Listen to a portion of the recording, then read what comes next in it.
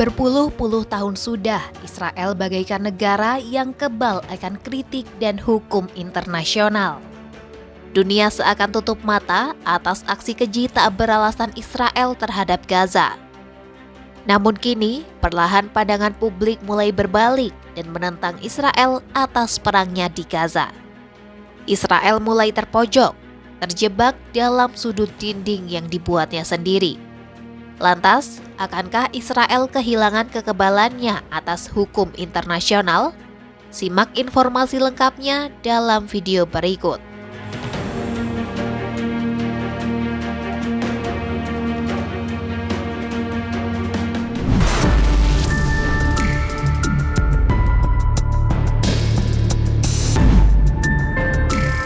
Sejak akhir 2023, Israel mulai melancarkan serangan besar-besarannya terhadap wilayah-wilayah Gaza. Serangan tersebut dipicu oleh serangan Hamas pada Oktober 2023 lalu, di mana 1.200 warga Israel menjadi korban dalam serangan itu. Serangan brutal pun dilakukan Israel sebagai balasan. Hingga kini dilaporkan lebih dari 58.000 warga Palestina tewas, di mana mayoritas korban adalah wanita dan anak-anak. Sebagian besar dari 2,1 juta penduduk Gaza juga harus meninggalkan rumahnya dan bertahan di kamp-kamp pengungsi. Ratusan warga turut menjadi sandera dengan penyiksaan yang berakibat kematian. Dunia pun mulai memandang bahwa konflik tak berkesudahan ini bukan lagi perang biasa. Israel telah menyebabkan krisis kemanusiaan. Dan untuk pertama kalinya sejak lama, suara dunia semakin keras. Mereka dengan tegas menolak invasi Israel atas Gaza, menolak serangan Israel terhadap penduduk yang tak tahu apa-apa. Dan dunia akhirnya mulai angkat bicara.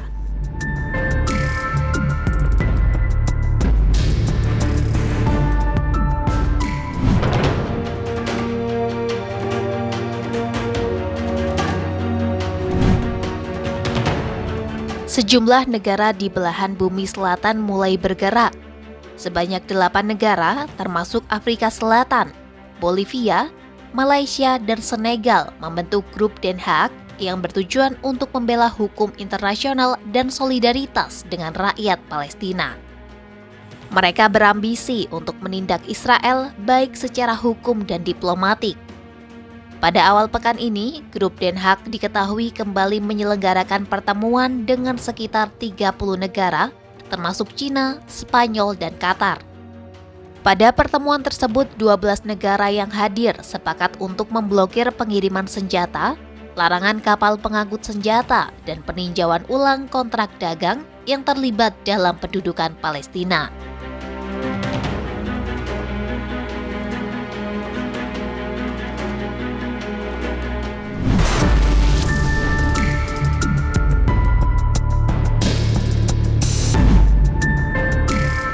Tak kunjung mereda, sekutu yang dulu setia kini mulai berbalik arah. Pada bulan Mei 2025, Inggris, Perancis, dan Kanada kompak menjatuhkan sanksi terhadap para pejabat Israel. Ketiga negara tersebut dengan tegas menyebut eskalasi Israel terhadap Gaza sebagai tindakan yang sangat tidak proporsional. Mereka mengancam akan memberikan tindakan konkret terhadap Israel jika negara itu tidak kunjung menghentikan serangannya.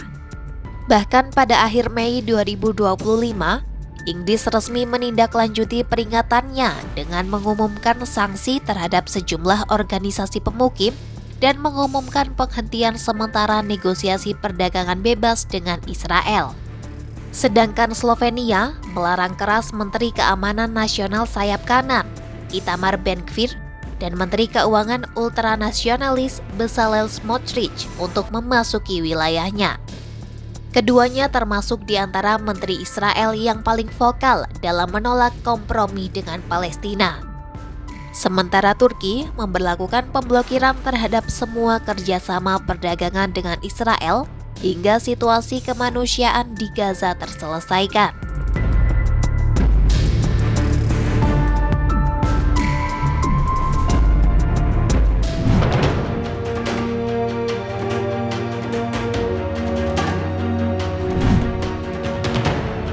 Suara dunia semakin terdengar, langkah hukum semakin nyata. Sejumlah negara dunia mulai melaporkan aksi Israel sebagai pelanggaran hukum internasional. Salah satunya adalah Afrika Selatan yang mengajukan kasus genosida terhadap Israel di Mahkamah Internasional pada Desember 2023 lalu. Laporan tersebut didukung oleh negara-negara lain termasuk Kolombia, Chili, Spanyol, Irlandia, dan Turki. Sementara itu, ICJ mengeluarkan putusan sementara dan menyatakan ada dugaan masuk akal telah terjadi genosida.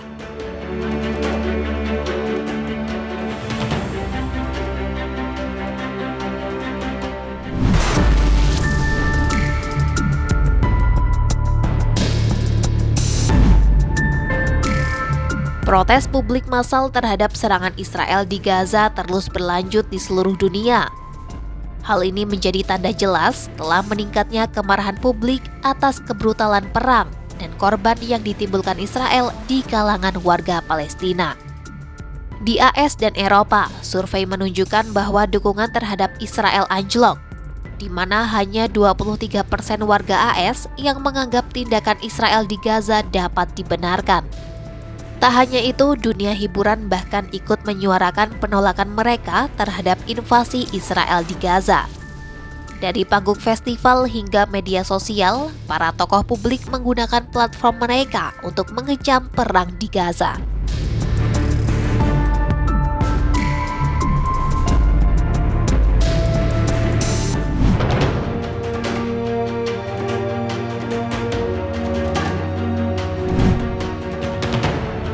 Tak hanya di kancah internasional, penolakan juga terjadi di dalam negara Israel sendiri.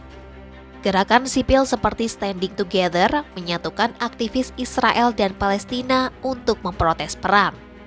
Lebih dari 100.000 prajurit cadangan juga dilaporkan menolak tugas mereka dikirim ke Gaza.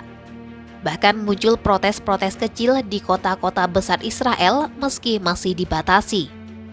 Mereka dengan kompak menolak perang yang dianggap kejam dan tak manusiawi. Namun tak senada dengan rakyatnya, pemerintah Netanyahu justru didukung koalisi ultranasionalis.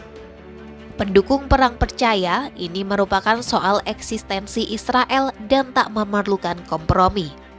Mereka yakin selama Amerika Serikat masih mendukung, maka Israel masih tetap aman. Lantas, kemanakah arah konflik ini akan berujung? Akankah Israel kehilangan kekebalannya?